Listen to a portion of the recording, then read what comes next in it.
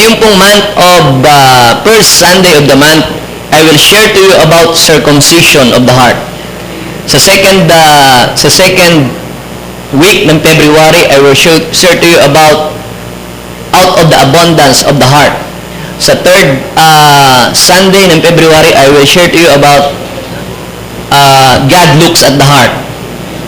At sa last Sunday, I will talk to you about we will talk about repentant heart.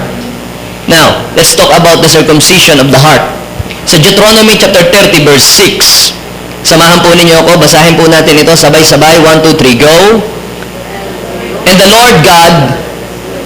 Lord your God will circumcise your heart and the heart of your offspring, so that you will love the Lord your God with all your heart. Sabihin mo sa iyong katabi, with all your heart. And with all your soul, that you may live. Pagpalain ng Panginoon ang pagbasa ng kanyang buhay at banal na salita. Nung pong si Jesus ay nangangaral sa isa pong synagogue, meron pong lumapit sa kanyang scribes. At habang siya po'y nangangaral, meron pong nagtanong na isa pong magaling at mahusay na teacher of the law para sukatin kung hanggang saan ang kaalaman ni Jesus. Alam niyo, hindi naman lahat na nagtatanong sila dahil naghahanap sila ng katotohanan. Yung iba naman nagtatanong lang dahil susukatin lang alam mo. O kaya iba, mamimiloso po. Kaya sabi niya, teacher, rabbi, alam ko magaling kayo. Ano ang pinakamahalagang utos sa kautusan? Ang sabi ni Jesus sa Mark chapter 12 verse 30, pakinggan mo, Israel, ang salita ng Panginoon mong Diyos. Ito sabi niya, ibigin mo ang Panginoon mong Diyos ng buong puso. Love the Lord your God with all your heart, with all your soul, with all your strength, and with all your what? Mind. Bakit lahat ay all? Paano man si BF at si GF? Okay? Bakit all? Bakit kung iibigin ng Diyos, bakit buong puso? Pwede bang kalahati lang para naman doon sa kaibigan ko, paano naman sila? No? Alam niyo po, mga kapatid, kapag inibig mo ang Panginoon ng buong puso, damay na ang lahat. Are you with me? Sabihin mo sa'yo katabi, kapag binibig mo ang Diyos ng buong puso, magiging totoo ang pag-ibig mo sa tao.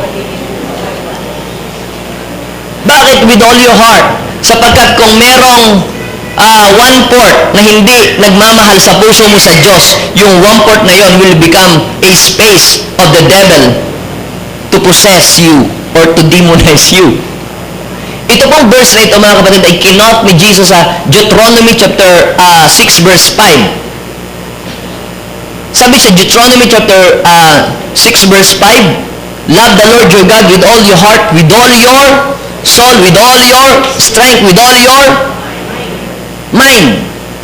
Kaya, kung iibigin mo na rin lang ang Diyos, itodo mo na. Sabihin mo sa iyong katabi, kung iibig ka rin lang sa Diyos, itodo mo na. Kung meron kang pagbibigyan ng buong puso, buong pagmamahal, buong pag-ibig, buong lakas, hindi ang boyfriend mo, hindi ang kung sino-sino, hindi ang pera mo sa bangko, o hindi ang iyong lupain, hindi ang iyong sasakyan. Kung meron ka man bibigyan ng buong pagmamahal ng pag-ibig mo, yun ay ang Diyos na lumikha sa iyo. Bakit? Ang Diyos hindi namamatay, ang Diyos hindi nauubos, ang Diyos hindi nawawala, ang Diyos hindi nang iiwan, because the Bible says He will never leave us nor forsake us. Kaya we should love the Lord your God with all your heart. Walang lugi, kapatid. Sabihin mo sa iyo katabi, pag inibig mo ang Panginoon ng buong puso, hindi ka malulugi. Hindi ka talo dito. Kaya lamang, mga kapatid, kung mayroon po tayong higit na mas pinagkakaabalahan, mahirap pong ibigin ang Diyos. Kung meron po tayong mga bagay na inaasam pa na mas higit dito sa mundong ito, mahirap pong ibigin ang Diyos, mga kapatid. Kapag stubborn ng iyong puso, mahirap ibigin ang Diyos ng buong puso. Dahil po diyan, sinabi ng Panginoon sa Deuteronomy chapter 30 verse 6, and the Lord your God, sabihin natin, and the Lord your God will what? Circumcise your heart. And the heart of your offspring, hindi lang yung heart mo, hindi lang yung heart ng tatay, hindi lang yung heart ng nanay. Dapat hindi lang yung tatay ang malapit sa Diyos, o hindi lang yung nanay ang nagpe-pray sa Diyos, o umiibig sa Diyos, pati anak, pati apo sa tuhod, apo to sa talampakan, apo sa kuko, dapat nagmamahal sa Diyos. Are you with me?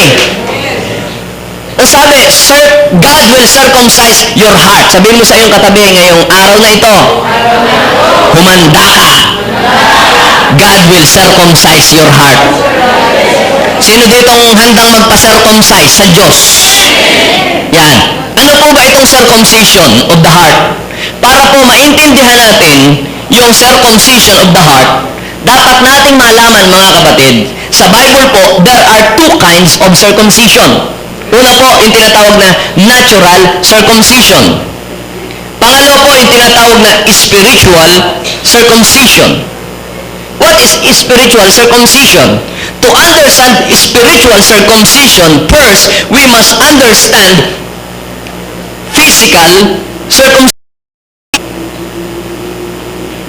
Paalala po, mga kapatid, gusto kong ipaunawa sa inyo, ano ba itong circumcision na ito? Bakit ba meron ito?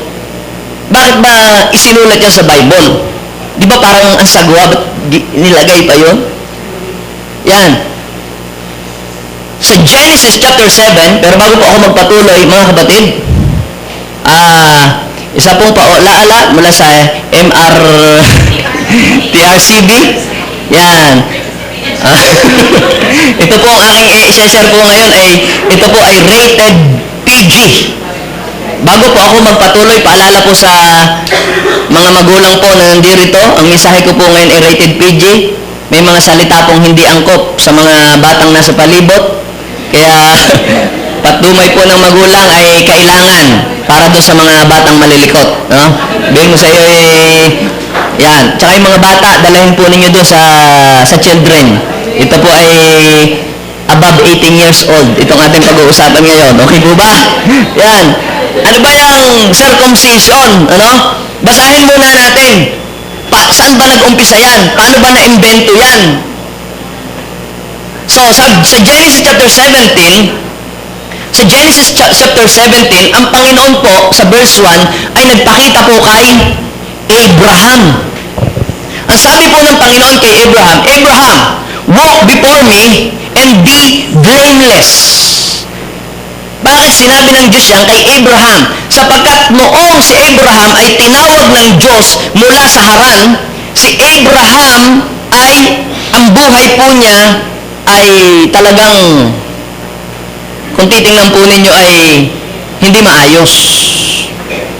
Siya po ay sinungaling, siya po ay nandadaya, siya po ay mapakiapid, at siya po ay matatakutin. Pero, sabi ng Panginoon sa kanya, Abraham, iwanan mo ang iyong magulang, ang iyong mga kapatid, ang iyong mga mahal sa buhay, at pumunta ka sa lugar na ituturo ko sa iyo at pagpapalain kita. Pero si Abraham, bagamat hindi niya alam kung saan siya patutungo, sinunod niya ang Panginoon, iniwanan niya ang mga bagay na pinapag-give up ng Diyos sa kanya to obey God. Noong siya'y nag-obey kay God, si Abraham, nang siya po'y sumunod sa Diyos, hindi po siya perfect. Marami po siyang kapalpakan na nagagawa sa buhay. At siya po ay sinungaling. Pero, bagamat siya po ay hindi perfect, binibless siya ng Diyos by the grace of God. Alam niyo po, mayroong tatlong masasakit siyang na-experience. 3 painful experience before he experienced fullness of God's promise in his life. Una, yung binitawan niya, yung pinabibitawan ng Diyos sa kanya. Umalis siya sa kanyang comfort zone. If you want to experience God's abundant blessing sa buhay mo, you must leave your comfort zone. Pangalawang masakit na painful experience, yung sabi ng Panginoon na lumakad siya ng maayos blameless. Walk before me and be blameless. At ang sabi ng Panginoon, ikaw ay pagpapalain ko. Pasasaganain kita. Ikaw ay bibigyan ko ng maraming anak at maraming apo. At mako-conquer ninyo ang buong Kanaan at ang enemy's territory, ibibigay ko sa iyo. Grabe, ano? Isang pamilya, bibigyan siya ng malaking lupa. Pagkatapos, ipapamana sa kanyang mga apo-apo o lahat ng kayamanan na kanyang mararating na lugar. Matindi yun. Pero, meron kang gagawin. Ikaw at ang lahat ng nasa paligid mo, pati bata, pati mga alipin mo, lahat kayo magpapatuli. Kay Abraham, hindi madali ang magpatuli. Bakit? Siya po noon ay matanda na, 75 years old, bakunat na. Hindi pala 75 years old, 99 years old na siya noon. Naalala ko yung dyan sa Lingayen, merong operation tuli. Meron mo doon isang magtutuli. Dati ho kasi siya itomboy na born again, na bago ng buhay. Yung nag-volunteer siya ng pagtutuli. Ay, di, kinukumusta ko. Kumusta na ang inyong mission? Di, pastor, kundi ako'y maghasa muna ng gunting ay, at yung isa ay 16 years old na, yung makunat ang balat. Alam niyo mga kapatid, hindi madali yun kay Abraham. Yun ay masakit na gagawin. Pero, dahil si Abraham ay naniniwala sa pangako ng Diyos, kinakailangan niyang mag-undergo ng circumcision.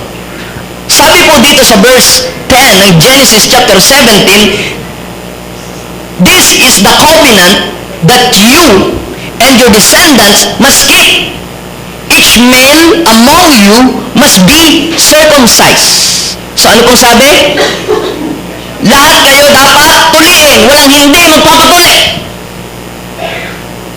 Basta lahat ng mga nasasakupan mo, dapat lahat tuli. Pag hindi tuli, yan sa labas. Doon sa second floor. Genesis 17 verse 11. Ito sabi, Genesis 17 verse 11, you are to undergo circumcision, and it will be the sign of the covenant. Sabihin natin, sign of the covenant. Between me and you. Ang mga words po, sa paglibas po ng panahon, ito po ay nagkakaroon po ng progression. At minsan, naiiba po ang kahulugan po nito. Pag pinag-usapan po yung salitang circumcision nung time ni Abraham, nung time ng Old Testament, and before the coming of the Lord Jesus Christ, pag sinabing circumcision, it is a sign of the covenant. Anong ibig sabihin ng circumcision? Sign of the covenant. Kapag ikaw ay na-circumcise o ikaw ay tuli, you are a covenant keeper. Ikaw ay tagapagmana at karapat-dapat tumanggap ng mga pagpapalang ipinangako ng Diyos. Sa paglipas ng panahon, sa panahon natin ito, pag pinag-usapan na yung tuli, ang nasa isip ng tao ay sex. Diba? Yun ang nasa isip ng tao. Noong unang panahon, pag pinag-usapan po natin ng salitang mouse, ang iniisip po natin yung daga doon sa ilalim ng inyong kama. Diba? Pag pinag-usapan yung mouse. Pero sa panahon ito, pag pinag-usapan ng mouse, ay accessories ng computer. Noong unang panahon, pag pinag-usapan natin ang tablet, ay medical at biogesic. Ngayon, pag pinag-usapan natin ang tablet, gadget, cellphone, at mga kung ano pa. Nakuha po ba ninyo? Kaya sa Bible, pag sinabing tuli, hindi malaswa ang ibig sabihin nun. Pag sinabing tuli, you are consecrated for God. You are holy for God. You are covenant keeper. Kapag ikaw ay circumcised, at pag hindi ka naman circumcised, hindi ka kabilang sa mga pangako ng Diyos. Ikaw ay outcast. You are not belong to the family of God. You are not belong to the promise of God. Wala kang karapatan sa pangako ng Diyos. Are you with me? So, kailangan sabi, lahat kayo. At yun ang magiging palatandaan. Yung pagiging tuli, yan ang palatandaan na siya ay tatanggap ng pagpapala na aking ipinangako. So, naiintindihan niyo, ibig sabihin ng circumcision? Yan po ang ibig sabihin ng natural circumcision. Kaya pala merong circumcision. Sa Genesis 17, verse 12, from generation to generation, every male child must be circumcised on the 8th day after his birth. Kasi naman, wala pa namang kutsilyo noon. Bato pa lang. Kaya dapat malambot-lambot pa ang balat. Kaya 8th day. May papaliwan ko sa inyo. Alam niyo po, from generation to generation to generation to generation, kinakailangang alalahanin ninyo ito. Sundin ninyo itong kasunduan natin ito. At alam niyo mga kapatid, even si Jesus, nung siya'y isilang, siya po ay nag-undergo ng circumcision. Sabi po sa Matthew, chapter 5, verse 17, pumunta ako dito not to abolish the law, but to fulfill the law. Kaya ako pumunta dito, hindi pa ako pawalang bisa ang kautusan at mga sulat ng mga propeta. Pumunta ako dito para tuparin, gawin ang lahat ng hindi nagawa ng mga tao noon. Pinulfill niya. Kaya nung sa Luke chapter 2, verse 21, nung si Jesus po, mga kapatid, ay 8-day-old. Parang manok, 1 day old. 8-day-old, siya po ay ipinatuli ng kanyang tatay. So, anong purpose nun, mga kapatid? To fulfill the covenant. Kaya si Jesus, mga kapatid, ay isa rin sa mga covenant keeper, tagapagmana ni Abraham. Kaya, tingnan ninyo, si Jesus ay nagpatuli 8th day. Alam niyo po sa Bible, pag sinabi po natin number 8, it means a new beginning. Sabihin natin, new beginning. So, kaya 8, yung ikawalo, ang tawag dyan, new beginning. Yun yung simula. Yun yung umpisa. Now, tingnan ninyo, mga kapatid, si Jesus, pinulfill niya ang kasulatan.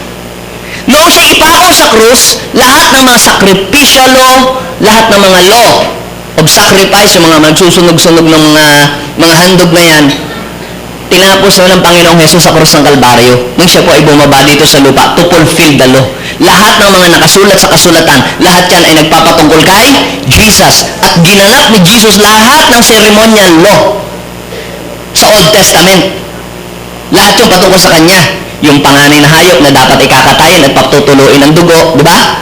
Yung first fruit na dapat iaalay sa Diyos, di ba? Yung bunga ng iyong ani dapat pantubo sa kasalanan. Lahat yun tumutukoy kay Jesus. At nung pumunta dito si Jesus, yung lahat ng mga prophecy sa Old Testament, fulfill lahat sa Kanya. Kaya bago siya namatay, sabi niya, it is finished. Ibig sabihin, tapos na. Tagumpay na. Mission accomplished. Fulfilled na. So dahil tapos na, ano na ngayon? Ang kasunod? Kung sa pelikula, the end. Naalala ko yung meron pong foreigner na nagpapagupit sa barbero. Foreigner. Ngayon yung pong nagugupit, hindi po marunong mag-English. Paano kaya i-Englishin yun? Naiinip na. Sabi, how long to hindi makabebe? Ano matatapos yung pagugupit? Matatagal. Hindi niya, alam ko ang sasabihin. Ngayon, naghahasa na siya ng labaha. Sir, this is your the end. Alam niyo mga kapatid, si Jesus, noong siya nakapako sa cross, bago siya nalagutan ng hininga, it is finished, it means the end. At kung merong natapos na, merong sinimulan si Jesus. Ang Old of the Covenant, noong namatay si Jesus sa cross, yan po'y natapos na. At nung yun, siya'y nalibing, lahat ng kasalanan ng tao ay nalibing na. At nung siya'y nabuhay maguli, na inumpisahan ang Panginoon. Jesus established a new covenant between us. Noong si Jesus ay muling nabuhay, si God ay nag-establish ng panibagong covenant sa iyo at sa akin. Tingnan ninyo, mga kapatid, He fulfilled and finished the old covenant, and after that, God established a new covenant between man and God through Jesus Christ. Kaya kung may bago ng model ng covenant, obsolete na yung dati. Sino mo dito naka-3210 pa? Wala, ako lang. Sino dito may 3210 pa? Wala na, ano? Obsolete na yon. Pag pinasahan kayo ng mga pictures, ng movies, hindi dadating. Kasi obsolete na po yon. So, now, ano pong ibig kong sabihin dito? What is the point here? Yung Old Covenant, obsolete na po yon. At nung si Jesus ay bumaba, anong nag-establish si Jesus ng New Covenant? Kaya nga meron talaga bagong tipan. Are you with me? Sa Galatians chapter 5, verse 6, basahin natin. Sa mga nakipag-isa na kay Kristo. Sino dito nakipag-isa kay Kristo? Hindi na mahalaga kung isang tao ay tuli o hindi. Buti na lang, may New Covenant. Kasi nyo, sa mga nakipag-isa kay Kristo, hindi na mahalaga ang isang tao ay tuli o hindi. Ang mahalaga ay ang pananampalataya nakikita sa gawang udyok ng pag-ibig. So yung pagtutuling pisikal, phase out na yun. Phase out na. Sabi nyo, phase out na pa niyo.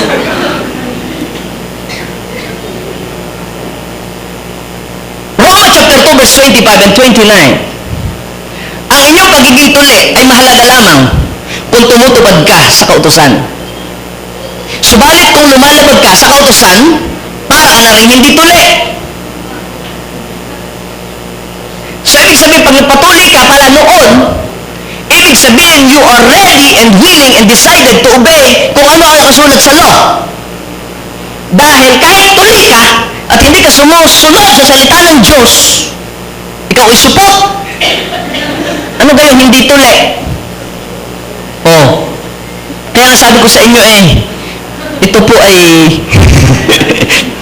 rated PG. Sabi po daw, ng inyong pagiging tuli ay mahalaga lamang kung tumutupad ka sa kautusan, subalit kung lumalabag ka sa kautusan, para kang hindi tuli.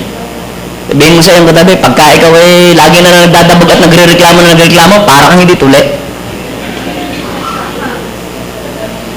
Pagka ikaw na may lagi ka na lamang nagagalit, kahit born again ka na, ay para kang hindi tuli.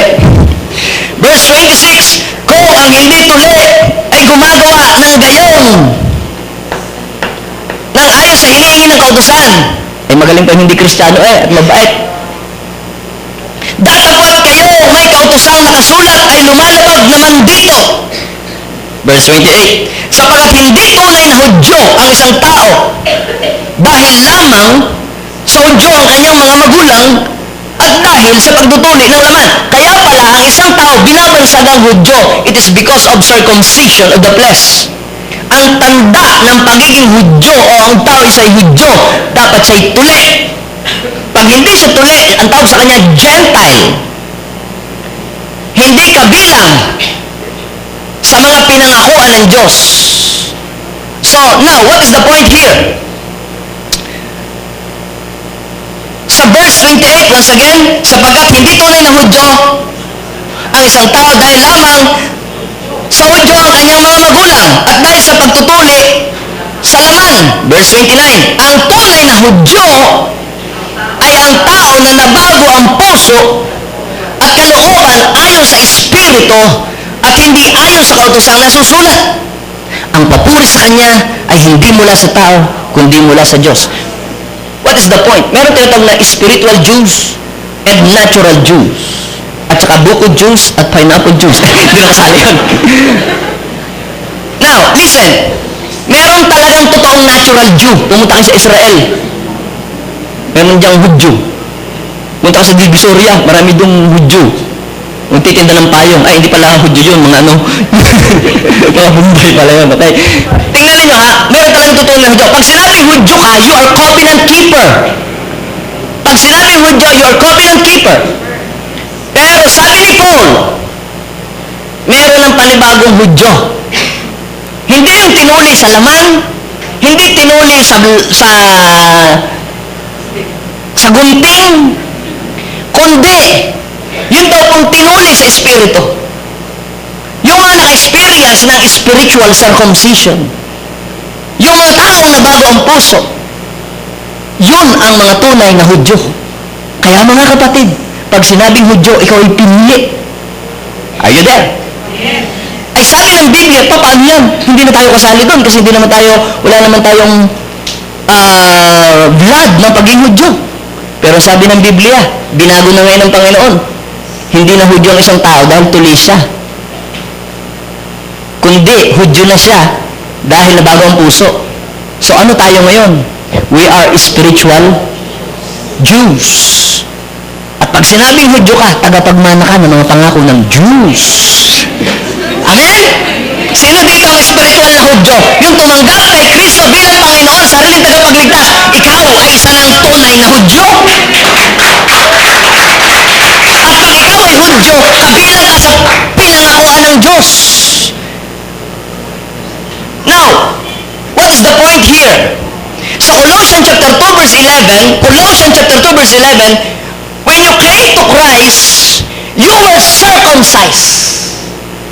Nung ikaw ay nakakilala na kay Kristo, you were circumcised. Paano nasabi, Pastor, na you were circumcised? Tumakbo nga ako, nakakita ko ng labahay. Ang tinutukoy nga ni Paul ay hindi circumcision of the flesh or physical circumcision. Paul talks about circumcision of the heart. Sabi doon, when you came to Christ, you were circumcised, but not by physical procedure. Christ performed a spiritual circumcision, the cutting away of your sinful nature. Now, meron pala itong pinapakitang illustration. Spiritual significance, yung tawag doon, circumcision. Na may tinatanggal na balat at may ginugupit. Tapos tinatapon yun. Yung extra balat. Tapos ginagawa sapatos. Yan. Yan. So, tingnan ninyo po yan. Yung adjustable sapatos na haba. Yan. Kaya habang natanda ka, nahaba sapatos. So, tingnan ninyo ha. By cutting away of your sinful nature. Kung sa physical circumcision may itinatapon, merong inaalis. Sa spiritual circumcision may inaalis. Yun ay yung kasalanan. Yun ang inaalis sa puso ng tao. Sige, come on, naintindihan mo. Palakpakan mo si Lord. Pare, buti na lang may Galatians 6:5-6. Dahil daw kay Kristo, pwede na hindi magpatuloy. Naalala ko sa Batangas ho noon, merong kami mahilig makinig ng radyo. Noong ako'y bata, may narinig akong sa radyo gano'n Sabi, inay, summer na po, hingi po ng 50 piso. At ako po ay magpapatuli na.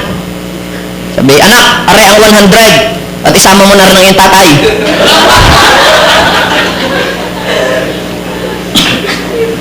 Sabi sa Colossians chapter 2 verse 11, when you came to Christ, you were circumcised, but not by physical procedure. Christ performed a spiritual circumcision by cutting away sinful nature. Okay, bumaba tayo sa verse 12 para mas lalo niyong maintindihan. Sa verse 12, for you were born by Christ when you were baptized. Are you baptized? Yes. And with Him, you were raised to new life. Because you trusted the mighty power of God who raised Christ from the dead. Here is the point. Sa Old Covenant, ang palatandaan, if you are covenant keeper of Abraham, you must undergo physical circumcision. You are not belong kung hindi ka tuli. Hello? Ang palatandaan na ikaw ay belong, taga rito ka, tuli ka dapat. Patingin nga, tuli ka nga. Hindi ka taga rito. Doon ka taga sa gasiging floor ka. Pero sabi sa Bible, nabasa ko, nabasa ba ninyo? Sa verse 12, for you were born with Christ when you were baptized. What is the point? Sa New Covenant, para ikaw ay makilala, may mapagpalatandaan that you belong to Christ, you must be baptized. Hello? Para ikaw, sino dito sumali sa fraternity? Ay, hindi pa, huwag na ka sumali doon. Sa JA1 na lang ka sumali. Para ikaw ay maging kabilang sa kanilang grupo, dapat kang hatawin ng chinelas ba yun? Dapat kang paluin, padilin. Dahil kapag hindi ka pinadil, hindi ka kasali sa kanilang grupo.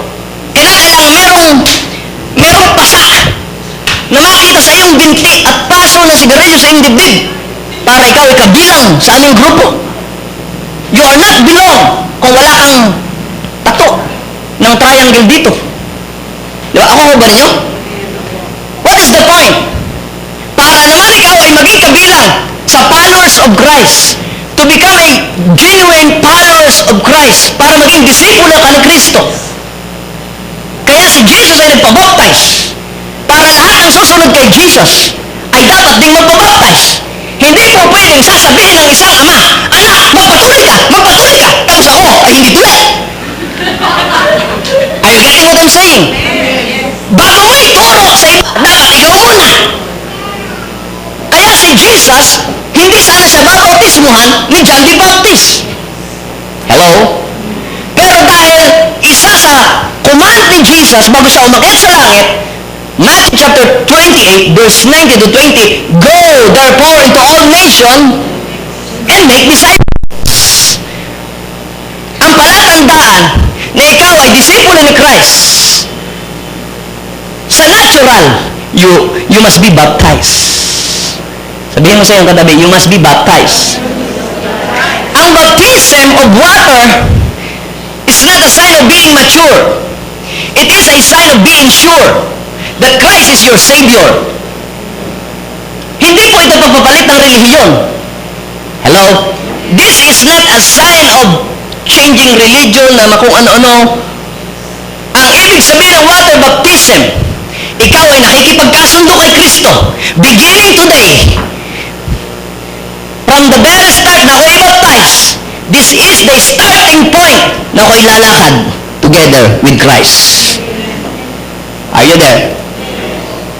Ang pagiging disipulo ni Kristo is a journey. This is not an overnight experience. Hindi ibig sabihin talagang ikaw talagang 100% holy na, kaganyan ka na. Huwag naman ganyan, baka madasalang ka. Hindi ganun. Starting point yun ng iyong journey. So, ang palatandaan sa New Covenant na ikaw ay nakapag-covenant kay Christ, ikaw ay nagpabaptize. Kaya, mga kapatid, obsolete na yung circumcision of the flesh. Sabi po sa Jeremiah chapter 9 verse 25, let us read. Sabi pa ni Yahweh, darating ang panahon, parurusahan ko ang lahat ng tinuli, ngunit ang puso ay hindi nababago. Here is the point. Ang tuli ngayon, hindi na ari ang pinag-uusapan. Puso na ang pinag-uusapan. Are you with me? Kumusta na ang puso mo? Tuloy na ba yun? When we say circumcision of the heart, it means your heart must change. Kinakailangan magkaroon ng pagbabago sa iyong puso. Walang silbi ang mga pag-attend mo dito, praising, palakpak, pero pagdating mo naman sa inyong bahay, naubusan ka lang ng ulam, biglang lilisik ang mata, nalaki ang iyong muscle at hindi ka pa circumcised. Today, kailangan pa rin magpatuli. Only for hygienic purposes.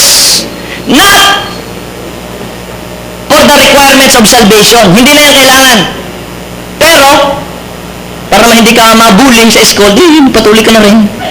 Para hindi magmutaing pag ikaw ay nanganak. So, ibig sabihin ganyan na hindi na siya requirement for salvation, for hygienic purposes na lang. Kung gusto mo, wag na lang, okay na lang eh. Okay na yun. Kasi may verse ka na mga pastor, di ba? Di ba? Ito na pangakawakang verse. My verse for life. This is my calling verse. Di ba? Di ba may mga promises kayo pinangahawakan? Kung ayaw mo na magpatuloy, di pa hawakan mo yung Galatians chapter 5 verse 6. Pag binubuli ka, yan, sabi ni Lord, si Lord ang may sabi niya. Bahala ka, hindi na yun ang pinag-uusapan natin dito. Nakuha po ba ninyo?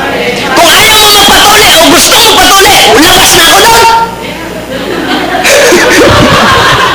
Ang pinag-uusapan natin tuloy ay yung puso. Yan ang ngayon ang focus sa New Covenant. Yung puso. If you want to become obedient followers of Christ, you must undergo circumcision of the heart. Sino dito ang gusto magpa-circumcise kay God? Deuteronomy 10 verse 16. Circumcise therefore the foreskin of your heart and be no longer stubborn. Bago ka tumayo sa harap,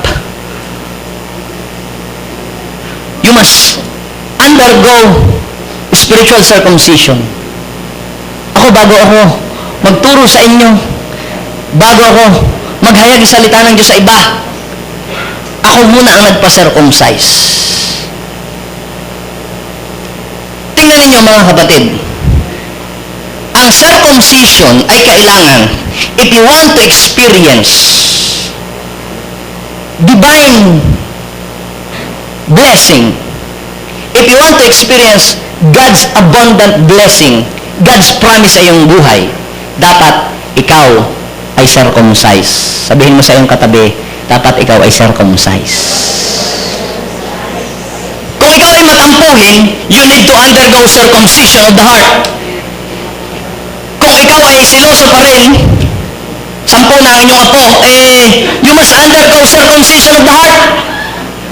Kung ikaw meron pa rin pusong hindi nagpapatawad, you need to undergo circumcision of the heart. Kung ikaw ay palasagot pa rin sa magulang, you need to undergo circumcision of the heart. Kung ikaw ngayon ay magastos pa rin ang iyong buhay, you need to undergo circumcision of the heart. Kung ikaw ay tinatago pa rin kasalanan ngayon, you need to undergo circumcision of the heart. If you are in a wrong relationship, at sinasabi mo kay followers of Christ, you need to undergo circumcision of the heart. Kung ikaw ay namumuhay sa sexual immorality, nagpapagamit ka sa Lord, you need to undergo circumcision of the heart. Kung meron ka pa rin bisyo na iniingatan sa iyong buhay, you need to undergo circumcision of the heart. Meron kang mga bagay na hindi pa binibitawan at pinapakawalan sa iyong sarili, na alam mo na yun ay hindi nakakalugod sa Panginoon, pero pinagpapatuloy mo pa rin ginagawa. You need to undergo circumcision of the heart. Are you there? Sino ditong natutuli na? Kung ikaw ay lagi nang late sa pagpunta sa church, 10 taon ka na, lagi ka na lang late. Pag nadating ka, benediction na. You need to undergo circumcision of the heart. Sabihin mo sa iyong katabi, tuloy ka na ba? Hindi na tuloy, wasak na, wasak na. Yan. Kung ikaw ay lagi nang naiinis, kapag merong ibang umaangat kaysa sa iyo, you need to undergo circumcision of the heart. Sino ditong natutuli na? Kapag may hindi magandang nangyayari sa iyong buhay, sinisisi mo ang Diyos o sinisisi mo lang ibang tao, ang gobyerno, you need to undergo circumcision of the heart. Sino ditong natutuli? Isa pa, ihahasa ko muna ulit. Lahat po tayo dito. Hindi lang kayo, pati ako kailangan magpatuli. Ano yan? Pag sinabing circumcision of the heart, may tatanggalin ang Diyos ng mga bagay na hindi maayos sa buhay mo. Real change is not start from the outside. Real change start from the heart. Anumang pagbabago na ating gustong gawin, without circumcision of the heart, babalik uli yun. Kasi hindi ayos ang tuli. Hindi ayos ang tuli. Hindi marunong yung doktor na nagtuli. So, ano ibig kong sabihin, mga kapatid? Kinakailangan natin ipasircumcise ang ating puso sa Diyos. You know your heart. Ginagamit ka ng Panginoon. Ikaw ay malaswa. Lagi ka pang nanunood ng kung anong mga panoorin. Ikaw ay Kristiyano na, hindi ka nagbabasa ng Bible. Ang mga binabasa mo ay Abante Talibata Blitik Barako Toro Bulgara Liwan Tonight. You need to undergo spiritual circumcision. At nakahanda na ang panghiwa ng Panginoon. Sabi ng Hebrew chapter 4 verse 12, ang salita ng Diyos ay buhay at mabisa, higit na matalas sa alinmang tabak na magkabilang talog. Kaya grabe ang panghiwa ng Panginoon. Kaya minsan pagpupunta kayo dito sa church, Pastor, ako naman ang binagdama, lagi na lang ako nakita. Kapatid, di mo ba nakikita yung Hebrew 4.12? Sabi ng Hebrew 4.12, sapagkat ang salita ng Diyos ay buhay at mabisa, higit na matalas kaysa alinmang tabak na magkabilay talim. Ito'y tumatagos maging sa pinaghiwalayan ng kaluluwa at espiritu ng mga kasukasuan at utak sa buto at nakakataho ng mga iniisip at binabalak ng tao. Verse 13, walang makapagtatago sa Diyos, lahat ay lantad sa kanyang paningin at sa kanya tayo magsusulit. Ibig sabihin, tataka, pinag-uusapan nyo sa bahay, tapos mamaya bigla kong na-preach dito. Iniisip mo kahapon, tapos biglang lumalabas sa bibig ko. Bakit? Ako ba'y laging nakabantay sa inyong, aalamin ko ang mga inyong mga buhay? Ang ibig kong sabihin, mga kapatid, ang salita ng Diyos ay matalas. Kaya minsan ay natatamaan ka, it means there's something wrong in your heart na kailangan tuliin ka ng salita ng Diyos. Ikaw naman natakbo, kung nakakakita ng labaha. Sa amin yung magpapatuli. Dahil pagkamahal araw. Yung iba ko natakbo, pag nakikita ng kot, natatakot. Alam niyo mga kapatid, ibig sabihin, kapag pinipreach ang Word of God at natatamaan ang ating ego, natatamaan ang ating mga kasalanan, congratulations, mahal ka ng Diyos. Dahil pag pinagpatuloy mo yung kasalanan mong ginagawa yan, impyerno ang bagsak mo. You will fail in your life pag hindi ka nagpatuloy. Are you there? Kaya marami nagpe-fail ang buhay, nagpe-fail ang relationship kasi hindi tuloy ang puso. Nagpe-fail sa marriage life kasi hindi ayos ang puso. Are you there? Kung gusto mong gumanda ang takbo ng buhay mo ngayong year 2017, you need to undergo spiritual circumcision. Paano lumago ang ministry ito? Maraming circumcision akong dinaanan sa Panginoon. Marami akong i-give up. I-give up ko yung mga pagbabasa ng Abante Talibata Blitik Barako Toro Bulgara Liwan Tonight. Ginib ko lahat ng mga panunood, ng mga kung ano mga malaswang panoorin. Ginib up ko lahat yan. Ginib up ko pati ang lahat ng mga makamundong mga bagay. Pero ano niyo po mga kapatid? Hindi ako nagkamali. Bakit? Ang naging bunga ng circumcision, maraming naligtas, maraming nakinabang, at maraming nabago ang buhay.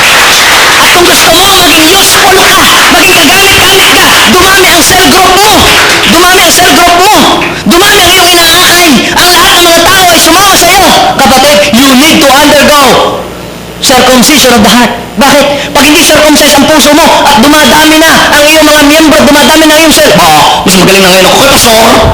Pagka ganyan, hindi tuli. Ang mga taong circumcise ang puso, kapag nabe-bless, kapag gumaganda ang buhay, kapag umaayos, may magandang nangyari, at tuloy na nagpapakumbaba at kanya lamang itinataas ang Panginoon sa kanyang buhay. It's about time. If you want to experience the blessing of the Lord in your life, if you want to experience God's provision, God's promotion, God's anointing, you need to undergo circumcision of the heart. Ibig sabihin, repent. Sabi ng Hebrew chapter 4 verse 7. Hebrew 4 verse 7. Now, if you hear the word of God, do not harden your heart. Anong ibig sabihin nito? You must repent. You must repent. Sabihin mo sa iyo, you must repent. Instead na magreklamo ka na magreklamo, magsisisi ka ng ibang tao, you must repent. Ang tao mayroong unrepentant heart, lagi na lang nagrereklamo sa mga bagay-bagay-bagay. Pero kapag nag-repent ka, ibig sabihin, nagpatuloy ka sa Panginoon, nagpabago ka, anong kasunod nun? Maginhawang buhay. Ang mga hindi tuli, hindi maginhawa. Ang mga tuli, maginhawa. Are you getting what I'm saying? Gusto mong gumanda ang takbo ng buhay mo, ng relationship mo, ng business mo, ng pag-aaral mo, ng ministry mo, you must undergo spiritual circumcision. Sino dito handang magpa-circumcise kay Lord? The decision is yours. If you want, this year 2007, if you want to explode your business, your ministry, makipag-ayos ka sa hindi mo nakaayos. That is spiritual circumcision. Circumcision of the heart.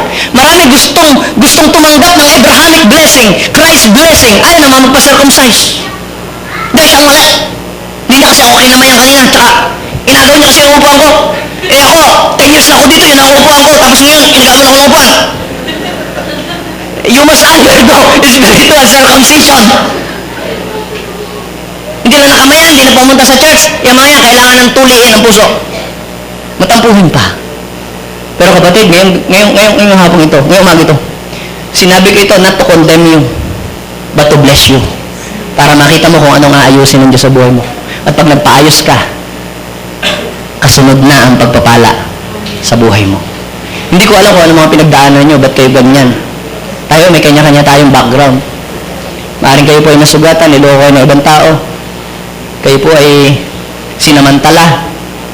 Ang inyong kabaitan, sinamantala.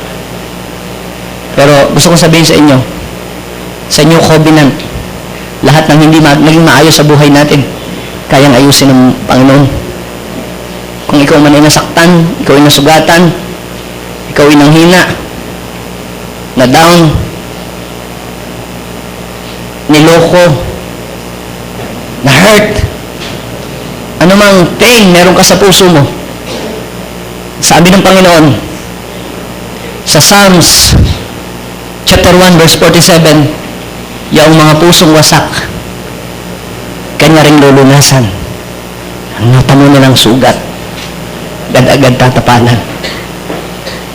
Hindi ko alam kung ilan mo yung mga sugatan sa inyo dito. But one thing I know, God can heal you wherever you hurt.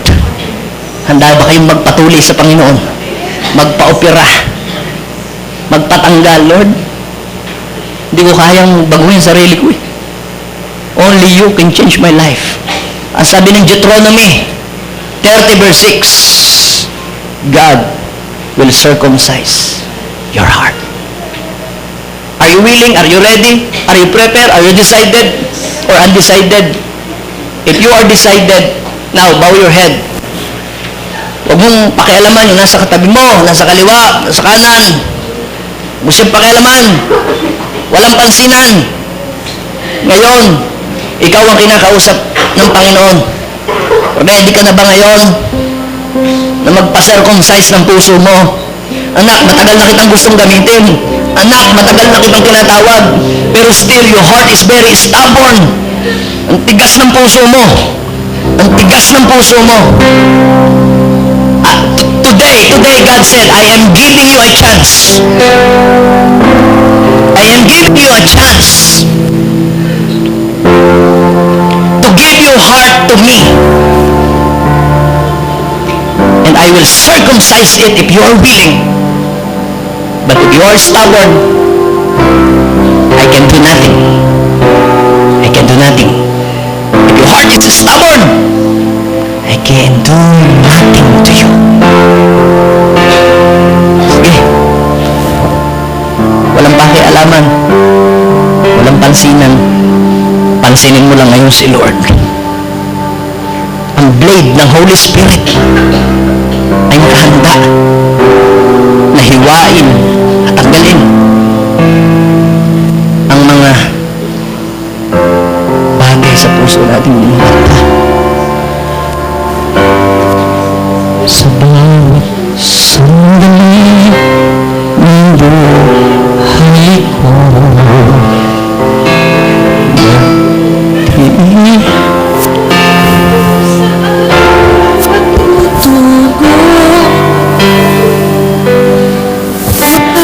Diyos. Lalo pa-circumcise ka sa Panginoon. Mahilig kang makipag-away, warprik ka. Gusto mo lagi ikaw ang panalo sa debate. Pride yan, kaya ka hindi umusbong. Kapatid, ang pinagpapaalala ng Diyos ay yung marunong magpakumbabang tao. Sige, allow God to circumcise your heart. Lord, pagod na ako. Pagod na ako. Sabihin mo sa kanya, if you are tired, sabihin mo sa kanya, pagod na ako. Tanggalin mo. Tanggalin mo sa akin. Puso ang mga hindi ayos. Magpa-circumcise ka sa kanya. Huwag mong patigasin ang puso mo, kapatid. Sige. Oh, Rabashanda. Sige, come on. Yes, God is moving right now. Kung merong mga taong nakasakit ng damdamin mo, ng kalooban mo, kahit sila ang may kasalanan, ngayon kaharap mo sila at sabihin mo lahat ng mga bagay na ginawa niya sa iyo at i-release mo sila. Sige, come on. Just blow. Yes, patawarin mo ang tatay mo. Yes. Lord, God is here. God is here. Pinapagaling ng Panginoon ang lahat ng sugat. Yung mga pusong wasak ay kanyang lulunasan at ang natamo nilang sugat agad-agad tatapalan. Yes. Yes. Sige, Lord. If you want to cry out, just cry out. Allow the Holy Spirit to move in your life. Ang Holy Spirit po ang kumikilos ngayon sa buhay ninyo. Holy Spirit. Yes. Yes. Yes.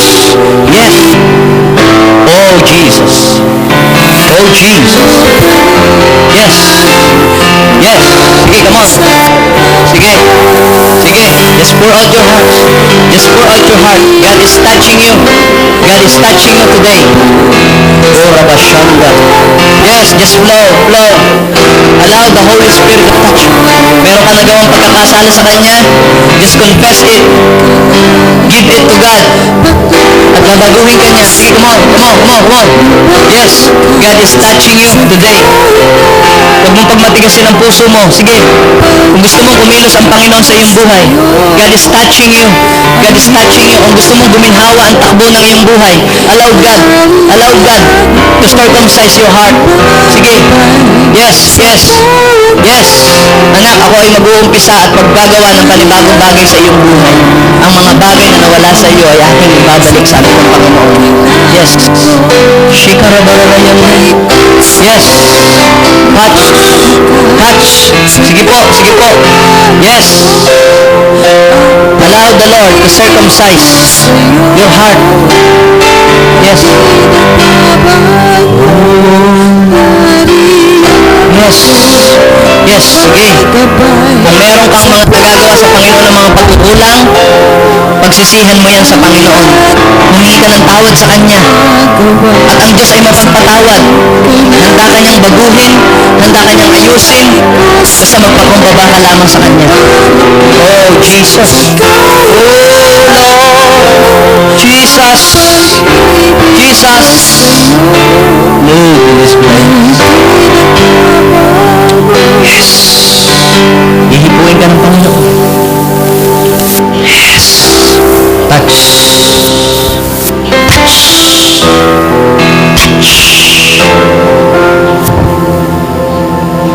Konting katahimikan. Just allow the Holy Spirit. Habang nakapikit ka, God is embracing you right now. Binibigyan ka ng Panginoon ng panibagong puso. Ang sasakyan, kapag pudpud na ang gulong, hindi na yung makakalayo. Kailangan niya ng panibagong gulong. Ngayon, binibigyan ka ng Panginoon ng panibagong puso.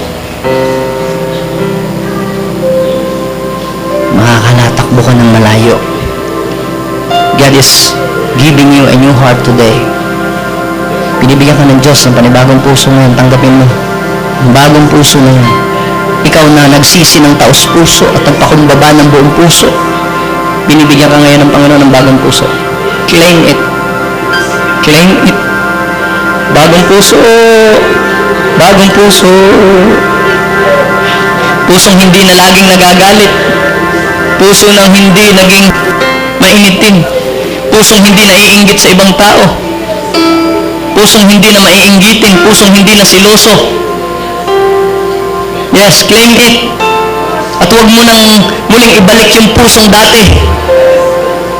Tanggapin mo ngayon. Receive a new heart from God. Sige, tanggapin mo ang bagong puso. Tanggapin mo ang bagong puso. Oh, hallelujah. At sabi ng Panginoon, I will give you a new heart and new spirit. At kayo ay pupunuin ko ng aking espiritu. Hindi lamang bagong puso, kundi ang banal na Espiritu Santo ay tatanggapin ninyo kasama ang bagong puso. Sige, receive it. Holy Spirit. Holy Spirit, fill your people today. Yes, be filled. Be filled. Catch the Spirit of God in your life. Hilingin mo sa Panginoon, Lord, fill me. Sige, puspusin ka ng kanyang Espiritu. Puspusin mo po ng Espiritu Santo ang mga tao na nandirito ngayon. Touch your people. Fill your people right now. Oh, hallelujah. Pwede bang ilagay natin ang ating kamay sa ating mga puso? Sabihin natin ngayong oras na ito, Panginoong Jesus, ako po ay lumalapit sa iyo. Inaamin ko po na wala akong magagawa na hindi kita kasama. Hinihiling ko po, manahan ka sa aking bagong puso. Gusto ko po lagi na ito'y manatiling bago habang ako'y nabubuhay. Upang magawa ko, Panginoon, ang iyong pong kalooban. Mula ngayon, Panginoon, gusto ko laging ma-in-love sa iyo. Sige, ipanalangin mo, Lord, gusto kong ma-in-love sa iyo. Gusto ko pong ma-in-love sa iyo. Ang buong puso. Yes! Mauuhaw kayo sa salita ng Diyos. Ang iba sa inyo, grabe. Hindi matapos-tapos ang panalangin. Hindi matapos-tapos ang worship. Grabe. Mauuhaw kayo sa pagdidevotion. Mauuhaw kayo sa pagbabasa ng Bible. Ingatan nyo ang pusong yan na hindi na masira.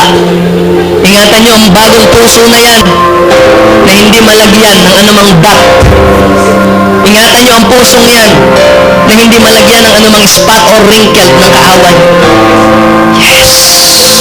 Oh, hallelujah! Lord, embrace your people. Ngayon, ipo-pour out sa iyo ng Diyos ang kanyang banal na Espiritu. Holy Spirit, meron na silang bagong sisidlan, kaya sila po ay qualified na tumanggap ngayon ng kapuspusan ng kapangyarihan. Sige, at the count of 3. 1. Father, I pray right now. 2. Send your fire to your people. Now, receive the Holy Spirit. Touch. Holy Spirit, receive it. Claim it. Na ang Holy Spirit na ang kikilos at magdadrive sa buhay mo. Yes, sige, come on. Be filled. Sige, come on. Touch. Sige. Receive it. Kayo mga nasa huli. Tanggapin ninyo ang Holy Spirit sa inyong buhay. Oh, hallelujah. Sige. Say thank you, Jesus. Say hallelujah, Jesus. Sige, come on. Begin to shout and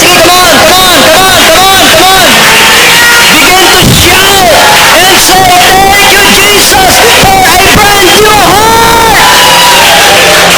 Thank you, Jesus, for a brand new spirit.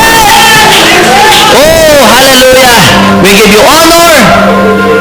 We give you thanks. This is our prayer, O God. And beginning today, we will take care our heart, O God. Maraming salamat po. In Jesus' name, amen and amen. Sa pong gabi sa balakpak sa Panginoon.